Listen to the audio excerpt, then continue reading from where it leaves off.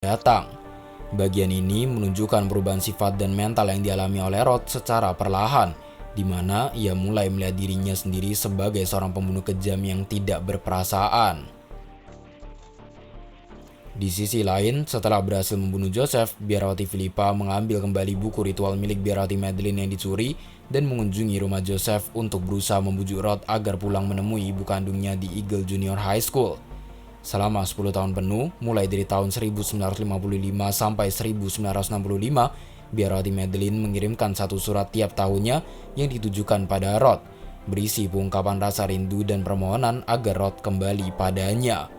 Namun, karena tidak ada satupun surat yang mendapat respon dari Rod, biarawati Madeline pun akhirnya putus harapan. Ia mengirimkan buku ritual miliknya yang sempat dicuri oleh Joseph beserta dengan sebuah surat yang menjelaskan bahwa di buku itu, Rod akan menemukan resep rahasia yang digunakan oleh Joseph milik Joseph. Biarawati Madeline berharap Rod dapat menggunakan. Rod yang semula hanya seorang anak laki-laki biasa, kini telah berubah seutuhnya menjadi seorang pembunuh kejam berdarah dingin. Dengan mengenakan topeng pecah Joseph, ia meneruskan bisnis Frosty Ice Cream.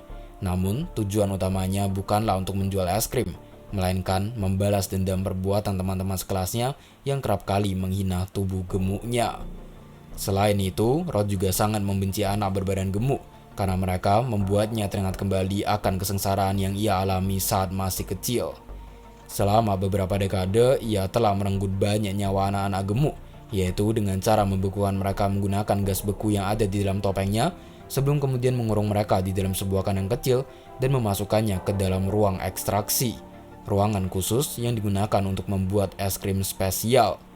Dengan formula baru pemberian biarawati Madeline, siapapun yang memakan es krim spesialnya akan langsung menjadi gemuk saat itu juga. Dan kalau melahap terlalu banyak, korban bisa-bisa berakhir mati mengenaskan.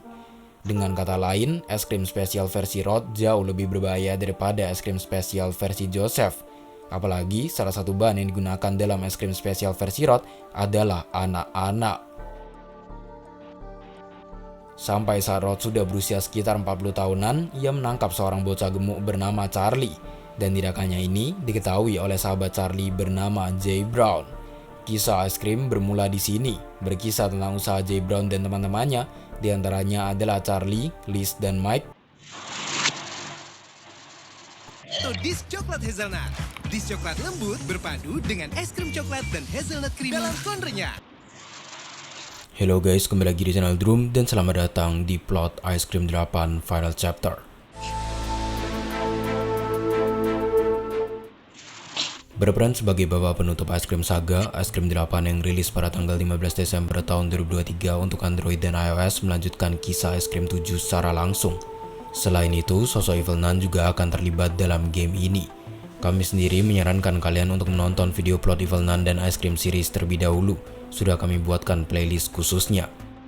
Nah, setelah menyimak kisah dari kedua seri tersebut, mari kita lanjutkan petualangan 4 bocah, yaitu Jay Brown, Mike, Liz, dan Charlie Beban melalui Ice Cream 8.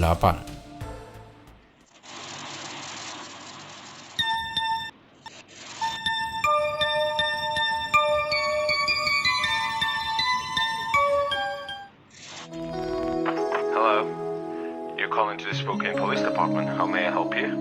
Hello, my son Jay Brown has disappeared. Menghilangnya Jay Brown membuat kedua orang tuanya menjadi sangat khawatir. Sambil menangis, sang ibu memohon pada seorang petugas polisi untuk menyelidiki kasus menghilangnya anak-anak yang belakangan ini marak terjadi. Saat ditanya mengenai hal-hal yang mungkin dapat membantu proses penyelidikan, Ibu Jay Brown memberitahu perihal suara truk es krim yang ia dengar di sekitar rumahnya. Di sisi lain, Rod Sullivan sedang menggedor-gedor pintu ruang kendali tempat Jay Brown, Mike, Charlie, dan Liz sedang bersembunyi. Tempat persembunyian mereka bisa sampai ketahuan oleh Rod berkat kecerobohan Charlie, di mana setelah menyelesaikan tugasnya di luar, bukannya langsung kembali ke ruang kendali, ia malah terpancing untuk menyantap seloyang kue. Barulah saat keberadaannya diketahui oleh Rod, ia langsung berlari masuk ke dalam ruang kendali. Terima kasih banyak wahai beban. Kondisi ini memaksa mereka berempat untuk menahan pintu dari dalam. Namun kemudian, sadar mereka tidak akan bisa terus menahan pintu, Jay Brown pun memeriksa sisi ruangan untuk mencari jalan keluar.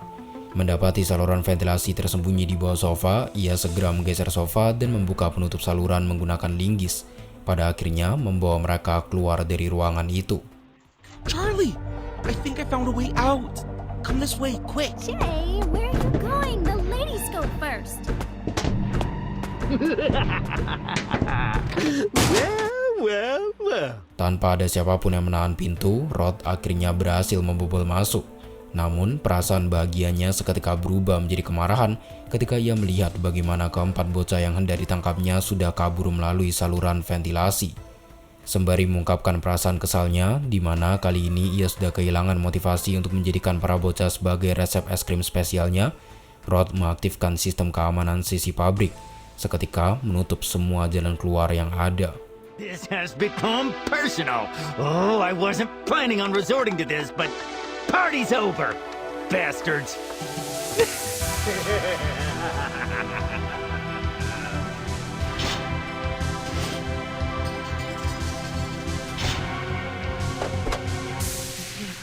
Take it anymore.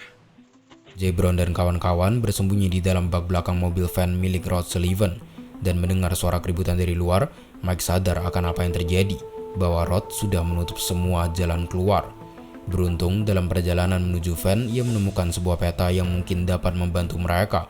Peta itu menunjukkan lokasi dari 3 generator yang memberikan suplai listrik pada sistem keamanan pabrik, sehingga dengan menghancurkan ketiga generator tersebut, sistem keamanan akan mati dan mereka bisa kabur. Petualangan mereka berempat dimulai di sini, di mana sesuai rencana Mike, Charlie, Liz, dan dirinya akan memimpin pencarian generator di masing-masing lokasi secara bergiliran. Saat menemukan generator, gunakan walkie-talkie untuk memanggil yang lainnya. Back with our families. Yeah, let's go. Dimulai dari generator pertama yang berlokasi di pondok milik Joseph Sullivan, ayah Rod. Orang yang memimpin pencarian ini adalah Mike. Setelah mendengar kenarsisan Liz, Now that I'm able to do more things than before, jump, roll, attack.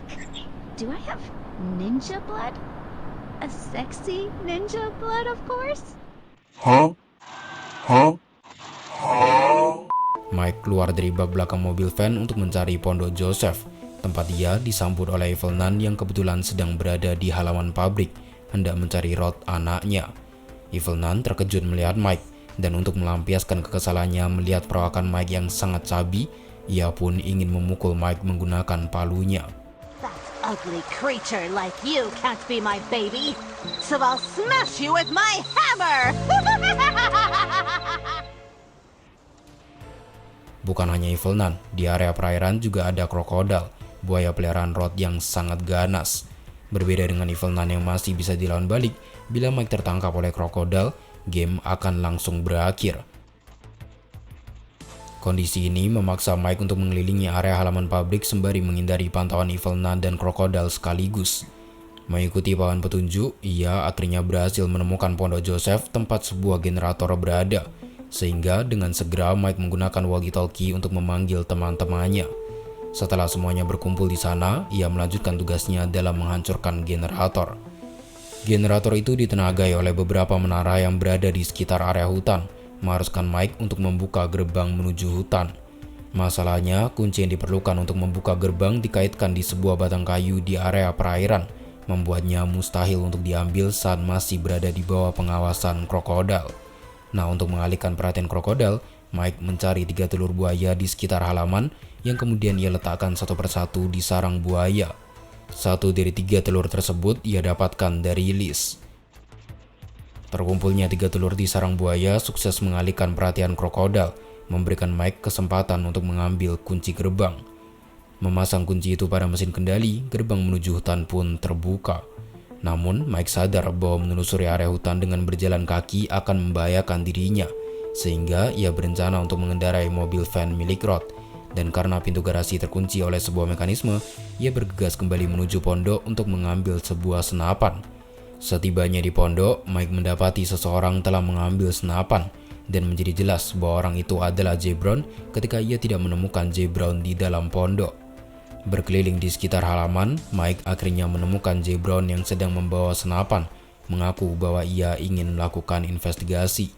Sadar Mike membutuhkan senapannya, Jay Brown memberikan senjata itu dan kembali ke pondok. Mike menggunakan senapan untuk menembak hancur mekanisme kunci pintu garasi, dan tanpa membuang banyak waktu, ia langsung mengendarai mobil van ke arah pondok, meminta Charlie untuk mengendalikan senjata penembak es yang ada di atas mobil van. Alright. This.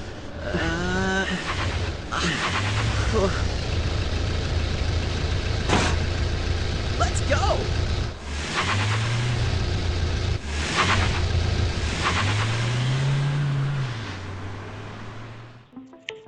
Sial saat mereka berdua menelusuri area hutan untuk menghancurkan menara